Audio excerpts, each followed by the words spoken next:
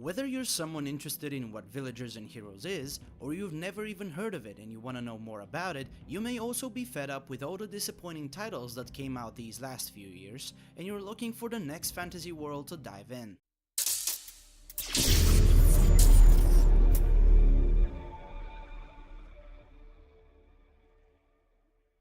What's up everyone, my name is Ralther and I'm going to show you this mystical land which slipped under your radar and give you 10 reasons why you should play Villagers and Heroes in 2019.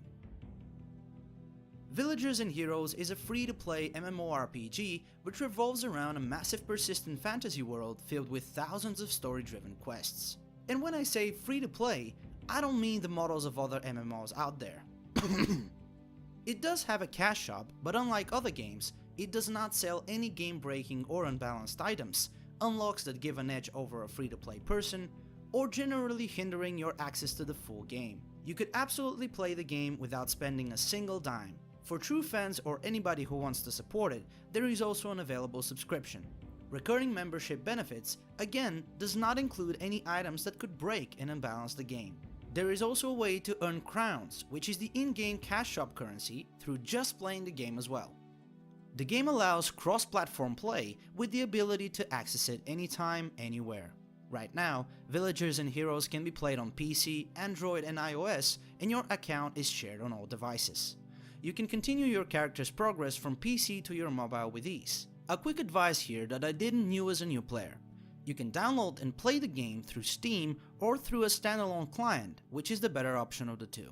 In my experience with Steam, I'm seeing skills delay when I cast abilities with my character, and furthermore, I cannot play on my Android. Yes, I know, I have an Android, not on iOS, silly me. That's true folks, if you plan on playing on your mobile too, you better download the SAC version, otherwise you can go for Steam. If you go around different forums, game reviews or videos, you will probably find the occasional bunch of people who talk about the game like they know everything about it. They try to slander it, say absolute nonsense all the time, and unfortunately that turns off a lot of people around the web who believe them but genuinely want to try it. Most of the time you will hear how the updates are rare, but, and a massive but at that, the game is still alive from its initial release in 2011 with a different name. It has come a long way, and yes, there may have been some restrictions in the past, but now the game has come through an absolutely amazing metamorphosis, and I'm not even joking. It got relaunched back in 2014 and since then was steadily expanding. A brand new expansion is on the way even now, called The Tale of Earth and Sea, introducing quality of life improvements, remodeled characters and starting zones, storylines, and a new class, the Shaman. I have included a link in the description of the video if you're looking for additional information. Overall, the game provides a steady supply of content considering it is still going and expanding after so many years, and the fact that it was developed by a small indie studio called Mad Otter Games that just loves what they do, considering their full attention to their community, which I'm going to talk more about later in this video. Villagers and Heroes has that old school vibe. You know, I'm talking about games like RuneScape or Wizard 101 that just make you feel nostalgic about the golden days of gaming, where graphics weren't that important and system requirements didn't even exist in our vocabulary. The art style is low quality with a bit of cartoonish feel, but really has that warm feeling when you log in the world for the very first time. If I could use one word to describe the game, I would just say relaxed. Relaxation is what it is. Seriously, I'm not even joking. Nowadays, we're all rushing to do this, to do that, and at the end of the day, we end up feeling stressed out and tired. Even if you put up with another MMO, most of them kind of feel like a chore. You have to grind for the latest armor set, which is going to get replaced in the next month, but you only have 1 hour of playtime per day. You wanna go slowly in a dungeon, see the sights, and read through the quests? Well, you can't really do that, can you?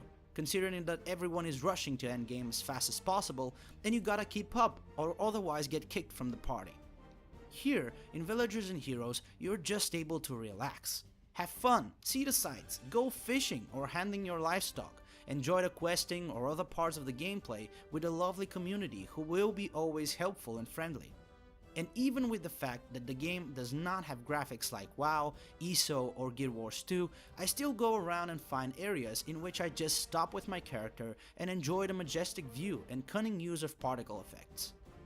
Heck, the game even has its own zombie town, which made me feel like I have found an area which nobody else even knew about. Hidden portals and bosses are also available for explorers, so go out there and find them. You want to have a farm in an MMORPG that doesn't require you to spend points? You want to craft your own items, decorate your home, bounty hunt mobs, fight off elder bosses, collect a bunch of items which after selling them you get that fat loot. In Villagers and Heroes, you can do that. You may also be looking for that endgame content and you are a hardcore player deciding to tackle the hardest of bosses. You may be a min-maxer who wants to have the highest power rating and are looking to squeeze the most of your character. Here comes Rebirth System for you, providing you with a lot of replayability and further points to boost up your power levels. All that is available in the game except PvP. Yep, you heard right. Unfortunately, PvP is not available in Villagers and Heroes. As far as I did my reading, the developers are not against PvP in any way and are considering adding it in the future, provided they have good implementation ideas. But they haven't confirmed that it will be eventually in the game either. Mad Otter Games are one of the few game developers who actually listen to their community for real, and do not wish to go against what the majority of players want, and that is to continue supporting this absolutely amazing community that may disband if PvP is introduced. Although I'm all in for PvP to be implemented, we will see how it goes later in the future. Speaking of community, let me just say that I have been gaming since I can remember, and I have never stumbled on a game with such amazing people. I have seen friendly players, and I know helpers in MMOs, but in Villagers and Heroes the term friendly community is in a league of its own. There are community events both in-game and in the official forums. Players are sending out handcrafted gifts to the developers, and they, on the other hand, keep in touch with the rest of the player base doing streams, answering questions on the forums, and posting their own threads.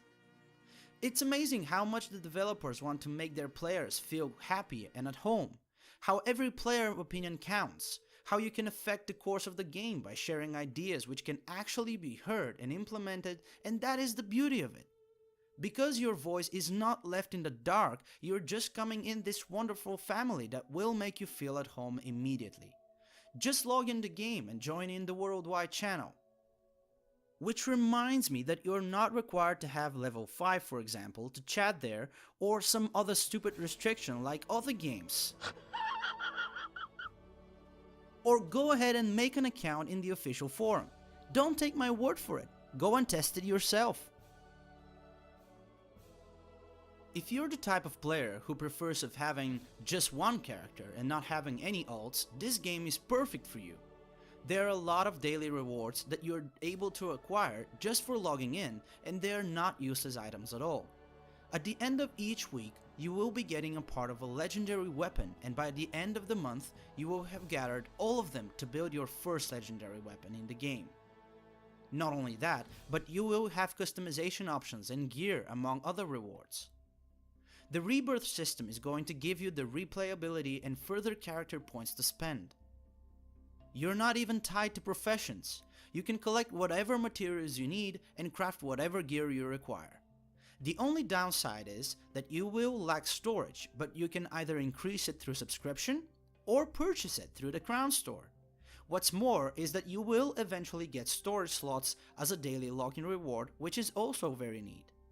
Participate in village activities and politics, contribute to your whole village, which is player run by the way, and have another player as a mayor, or you run for one. If you're more of a combatant, there is a healthy amount of bosses around each area which you can hunt for bounties, do dungeons, or look forward to those elder bosses which drop specific items required to craft endgame gear. Augment your gear with runes, a system much like transmog, allowing you to make the best of 2 items which you own, and much more. That is the reason why the game is named this way, because there is everything you need to be a villager and everything you need to be a hero. For those overachievers among you, the game also doesn't lack in the achievements department. You're able to earn achievements and be granted rewards upon completion regardless of how many characters you have. They are categorized in different areas, be that crafting, collecting, fishing, exploring, leveling, or combat, and many more. In fact, there is a specific row of achievements that are exclusive for each class, so you can do those if you level up in your chosen profession. Now with the new Shaman class coming in, you will have more achievements to complete as well. Before I mention the 10th reason why this game deserves your attention, I can't miss out on lore. Villagers and Heroes is packed up with lots of lore on what is going on in the world. You will find quest items that you can read, talk to local NPCs, or get your hand held by the main questline, which will introduce you to a lot happening in the game and even grant you your first mount. You will visit areas that are specifically crafted to contribute to the story, and a lot can be learned about the races, factions, realms, and the antagonist in the game. You will follow the story of the legendary four as well: Calypso, Marat, Voltan, and Celestia, and their noble sacrifice to restore the light to the land. The last reason, but not least, is the fact that the game ages like fine wine. With the new expansion coming, A Tale of Earth and Sea, the game proves that it doesn't require a massive studio behind its back to be successful. It absolutely shows that the developers have created and continue updating the game with lots of love, and the community recognizes that, sending them lots of gifts and being active still. There are people who play this game for 7-8 years already. They have stuck with the game since the very beginning and continue supporting it.